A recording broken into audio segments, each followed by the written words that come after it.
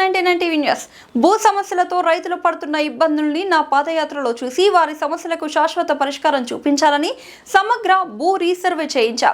2019 మేనిఫెస్టోలోని సమగ్ర భూ రీసర్వే చేయించి రైతులు ప్రజలకు యాజమాన్య హక్కులు కల్పిస్తామని హామీ ఇచ్చాం.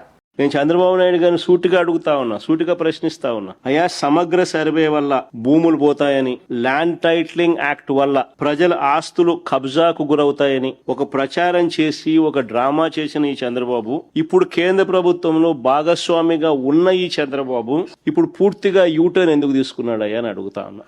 మా ప్రభుత్వ హయాంలో మేము చక్కగా సర్వే చేసినందుకు దేశంలో అన్ని రాష్ట్రాల కల్లా మెరుగ్గా మేము చేశాము అని కేంద్ర ప్రభుత్వం నుంచి 400 కోట్ల రూపాయలు మాకు రాయితీ వస్తే ఆ క్రెడిట్ ను తన ఖాతాలోకి వేసుకోవడానికి పడరాని పాటలు పడతా ఉన్నాడు.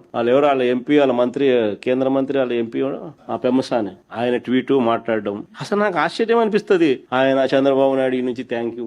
ఇంకా మళ్ళీ అబద్ధాలు ఇంకా ఏ స్థాయి లేకపోయినాయంటే పట్టాదారు పుస్తకాలపై క్యూఆర్ కోడ్ ఆయన తెచ్చినాడంట. అది ఇంకొక అబద్ధాలు. అసలు నిజంగా ఈ స్థాయి లేక ఒక మనిషి ముఖ్యమంత్రి స్థానంలో ఉంటూ ఆయన కన్నా నేను కొడుకు వయసులో ఉన్నా.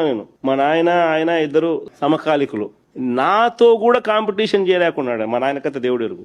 నేను చేసిన దానికి కూడా క్రెడిట్ కూడా ఆయనే తీసుకోవాలని అనేది పాకులాడుతూ ఉంటాయి. ఈ మనిషి ఏమనుకోవాలి? ఈ మనిషి అసలు రీసర్వేలో ఏపీ ప్లాటినం గ్రేడింగ్ ను సాధించింది అని కేంద్ర ప్రభుత్వం డిసెంబర్ 20, 2023లో పార్లమెంట్ లో అడిగిన ప్రశ్నకు సమాధానంగా 168 districts of states of which AP is part have completed 99% and above of the work on 6 components. వాళ్ళు పొందుపరిచిన రిప్లై.